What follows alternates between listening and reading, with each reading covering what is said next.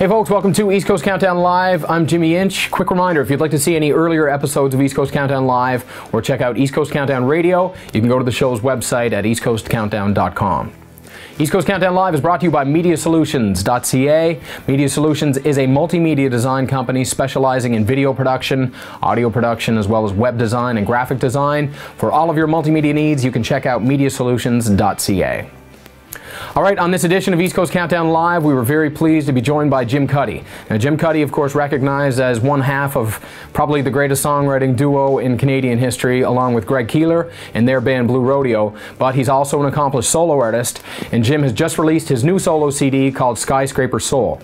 Now, he has said the title track was written for the city of Toronto as a bit of a tribute, so we kicked off the interview talking about the differences between, say, living in small-town Canada versus a big city as a working musician.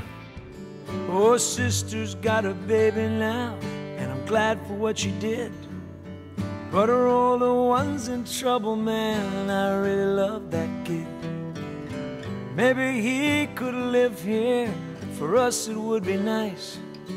He needs some time to grow up, needs a father in his life. You know, we were never the type of band that had to move anywhere. In fact, we were, you know, since we didn't really think we were going to make it anywhere, we were happy to be playing in Toronto. There was a lot of places to play, and they really all you want is you want a place that embraces original music. Mm-hmm. You know, it'd be hard to grow up in a place where they were encouraging you to do covers. That's what people wanted to hear, and Toronto is one of those places. I mean, I know there's lots of places in Canada, yeah. But I think also, you know, in terms of the city love, I have also enjoyed my time after gigs just wandering through places. You know, seeing a place put to bed and imagining what had happened there during the day. Now, cities are great for that, but I've also, man, I can remember many times walking through Sydney, you know, when we used to play the, what was it called? Was it the Savoy? What was the? Smooth Hermits? No. A bar or? There was a bar. It was a bar. It was a little bar. Yeah, Capri. Capri. We used to play the Capri. Yeah. That's right. And then walking through the, you know, when it's up. So that's also what I had in mind when I was sort of, I know Skyscraper Soul is not easily translatable to smaller places, but that sort of, that wandering through all the potential of a place. Oh, all we ever wanted nights, our families to be safe. So we hold their hands and pick them up until they take their place. In terms of the instrumentation on the project, from the get-go about the trumpet, you said you wanted the horns, the trumpet, to kind of take a feel, to fill a role and kind of tell stories on the record, whereas in the past you might have used a fiddle and you didn't want to go there again. I'm curious, is there any hint of wanting to go back to the same creative well that maybe worked in the past, or is it literally you put your head down and this is the way the song is going to go, and if I see a trumpet, I'm doing this regardless of past successes? Well, I would say that I tried to acknowledge past successes because I thought that the violin was such a nice feature on my first two records, and especially the last record. And that when I came, I did a session, then realized I didn't quite have enough fiddle-oriented songs, wrote a bunch that worked, really? And came back, and that was great. But when I sat down to do that this time, because I realized I was, other than string sections, I really wasn't allowing there to be a lot of fiddle tunes. When I'd sit down, my imagination would just not go there. You know, I had this trumpet in my mind, and I knew it could create a slightly different sound for me. And I'm not hung up on innovation. I don't have to make my records totally different than the last one, but it really got my attention. You know, because the trumpet can do a lot of things. It can kind of be poppy. It can be bluesy. It can be even sort of Tex-Mexy, like in the song for Me, Wash Me Down. That might have been a violin song, but with that little, you know, Marty Robbins kind of thing. Well, I got a kick out of one of the interviews I saw you do, and you guys were having a Herb Alpert versus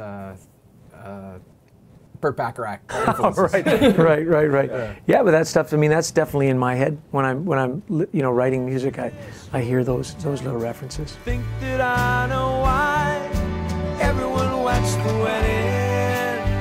Two people in love, two people whose blessing comes from higher up above. They're not like you and me, they were destined to be. Oh, everyone watched the wedding.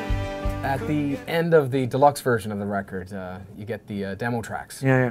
How close is that song to what you thought it would turn out to be, for example? And can you talk a little bit about the process, seeing it come together? Because it must be just a series of aha moments in the studio when you hear something, you're like, yeah, do that one. Yeah, I make pretty crude demos, right? I have a sort of a boom box that I sort of multi-track between it and my iPod. But I can always hear what I think is going to end up being there. And that was a song, the wedding song, for example, came really quickly to me. Yep. That was where I was sitting down to do something entirely different. I'd been thinking about the royal wedding a lot, and I watched the King's speech, and I just had all these thoughts in my mind. I started doing this thing about this guy's life and, you know, how the royal wedding would lift him out of his life a bit. And wrote the song very quickly, and I would say that the finished version of it is very close to what I heard in my head. I didn't want it to just be an acoustic song. I wanted the chorus to be very triumphant, and I wanted the, you know, maybe what I had to do was tone down my Beatle, you know, my little coronet kind of stuff in my head, you know, and making that the royal sound. I had to sort of pull that back a little bit, but I think that's one of the things about being a musician. You're a musician too. That you know you hear all this stuff in your head, and you play something for somebody, and if they don't hear the same things, they go, well, that's okay. I always hear the potential of a song, and there were songs that surprised me. Well, I was going to say, Skyscraper Soul totally surprised me. That was not the way I heard that song at all. That was Basil playing the bass with the eighth notes, and all of a sudden it became this very anthemic thing, which I was happy about, and I thought, boy, that's really powerful. But that's not the way I imagined it. But something like Wedding turned out, that's how I heard it. I mean, it's much better, you know, than I heard it. I mean, they all play so well. And they look so beautiful to me. Hope was all that we could see. And they look so beautiful to me. Are you ever done though? When you get it, is it pretty much the way, do you know, okay, this is finished, you got the final package, it's finished, or is there because of baby deadlines or other things that come up where you still feel like, you know what, I wish I'd done this or that, or is it pretty much, you know when you're done? Yeah, no, usually I do know when I'm done, but I think that's because in all previous projects, I've been around for every part of it, and I have exhausted myself. Anything I can give to the project, I've given. It's over, and I'm sick of it, frankly. And also, when I'm working with Greg, there's two of us doing this. So by the time we finish a Blue Rodeo record, it's like, oh my God, get it on my site. Then you have to tour. Well, that's fun. That's like reanimating it. But with this one, I was away for the mixes, and I heard them, and I'm very happy with them. But I wish I had another go at it. So that's the first time I've really had these thoughts. You know, usually I'm ready to move on. But this one, I don't know. It's also maybe as I get older, the emotional investment is a little more dear. You know, I feel like I have put a lot of myself into it, and I'm not entirely ready to let it go. Oh, me, I just keep going. Guess that I'll be fine. But I can't believe I keep my head above the waterline. Some people... Bands today, it doesn't even cross their mind that they may be able to get out there and get signed, and a lot of that is the nature of, you know, paying for music, not paying for music, and downloading. And I think you gave an analogy of it's going to make it harder for people to do this as a living. Mm-hmm. You know, can you talk a little bit about the difference between what it was and what it is? Well, I mean, when we came up, you know, getting a record contract was the way to get your music to anybody outside of your hometown, because that was the only way you were going to get on the radio. And so, you know, there was lots of money. I mean, once you got a record deal, there was money to be made. I mean, we came up in the late 80s, and the 80s were the time of 20 million selling records domestically in the States. So, and there was Diamond Records happening in Canada early, right? That's a million sales, my God. So now, I mean, the trade-off is that there's a lot more ways to get your music heard. But the problem that like I said, like you've already said, the problem for me is I hear about guys going touring this, and they always say, well, I could never go tour Denmark or England if it wasn't for the internet. But if you're coming back broke or in debt, then you're going back to painting houses or serving in a bar. And that's time not spent doing music. And I think that's going to ultimately, there's going to be an aggregate problem from that the young bands are going to start tailing off, people are just going to start leaving. in a way that they didn't before, because it did seem like, even if it wasn't forever, it was a living for a while. Yeah. So that's a bit of a problem. You know, I think to a certain degree, a generation is writing off their own artists by not contributing to those artists' income. And I think that I know why everyone watched the wedding. Two people in love, two people whose blessing comes from higher up above. They're not like you and me, they were destined to be. Oh, everyone watched the wedding. Is there a point in your career, or even a period, where you get to and you're kind of like, you know what, yep, I'm going to be doing this. I am an artist, this is what I do. Is there a point where, or is there always the struggling songwriter inside of you kind of? I think that there was definitely a point, you know, like I used to do work, I used to do props for TV commercials. Now I had a prop kit and a union card to about 1995. And then at that point, you know, we really had sold millions of records. So then I thought, okay, you're not going back to props. So it's time. I think that there is definitely a point at which you realize you've created a relationship with your audience that probably wouldn't be extinguished in a year, or so it's always going to be an iffy business. You know, you're always going to be judged by your latest contribution. But yeah, you get to a point where you're secure that you're not going to disappear that quickly. When a solo project like this comes out, I'm curious, is there still a level of, I hope this does well? Or is it that you know the product, you know your fans, and because of that, you have a sense of how it's going to go? Or no. Oh, I think especially now, because the business is so different, that you still worry whether it'll do well. But I think also I worry that it'll be well received. You know, I go through the project and I'm satisfied with what we've done. But until I start playing it for people, I don't know whether, you know, what I would hate is for somebody to go, oh yeah, that sounds like that's what you do. I think, oh, that's it.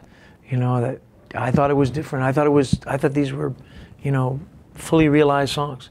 So you have to go through the first couple of weeks of critical appraisal. And sometimes you have to put up with things that are said that are not very nice, and sometimes you're floating on the fact that people are praising it. And then you get into the good phase. The good phase is going out and playing it for audiences. And at that point you have a pretty good idea of how it's going to be received, because you know how the songs feel. And you know how they feel according to your other, compared to your other stuff. So, you know, it's been fun for me, because it's definitely a different instrumentation, taking the trumpet, but we feel like the same band, but we can really play these new songs. So, you know, I'm out in the touring and I'm doing a lot of new songs, and so far, the test for me is that people yell out Blue Rodeo songs. Right. So far, there's only been one person, and even that one was the one I thought, that's one we never even do as Blue Rodeo. I'll do that, and it was great. And I sort of added it to the set. So that to me is a testament of the audience's faith in me to play something that they will like, even though they're not entirely familiar with it. So far, I'm extremely happy with that. On a similar vein, I was curious, given the number of hats that you have to wear in a project like this, I mean, you're producing, you're writing, you're arranging, you're organizing the players, studio time, pre-production, all of this, and probably right down to the font on the artwork. Like, you're probably involved in a lot of stuff. Do you feel a different level of pressure on a project like this than you would, say, a band project? You know what, I've kind of replicated, I'm in a band, in my own solo bands. 13 years we've been together, which is longer than most bands. This is my second band. And there's a lot of stuff that gets done because everybody's been together. I mean, when we're creating a song, I'll play the song for them acoustically, everybody's sitting around, then they all grab guitars, play it again, maybe again, and by that point everybody's starting to, their own parts are starting to ferment. And then I'll go back and I'm starting to work on lyrics. By the time we start, the band understands what they're going to do, and sometimes are leading it more than I am.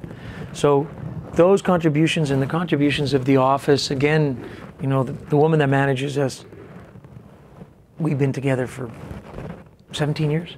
And so it's a lot of people that I know, and I know how they contribute, and I couldn't do it all myself. Completely foreign project. No, and I couldn't do it all myself. It's just way too much. Like, I certainly get to the point where I can't make all those decisions like the font. Like, I'm thinking about a song and the lyrics, and I just like, I don't give a damn.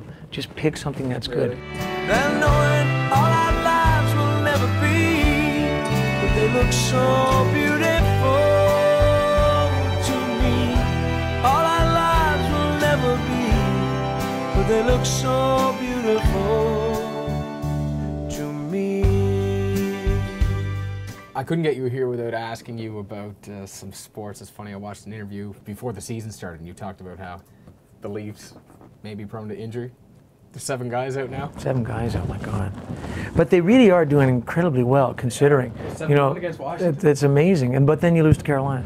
You know, they're still a very fragile team, because they also give up so many shots.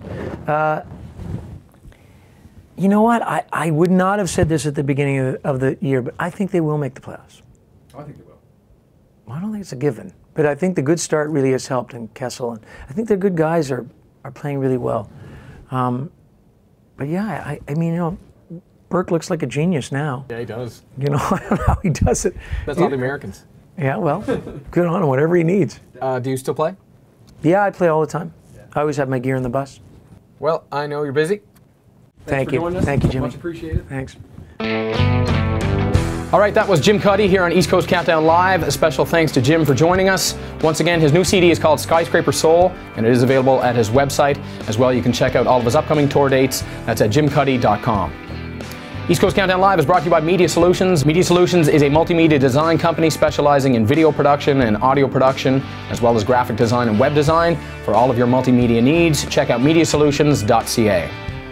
All right, that's it for this edition of East Coast Countdown Live. Special thanks to our crew, Ian McGinnis, John Ferguson. I'm Jimmie Inch. See you next time here on East Coast Countdown Live.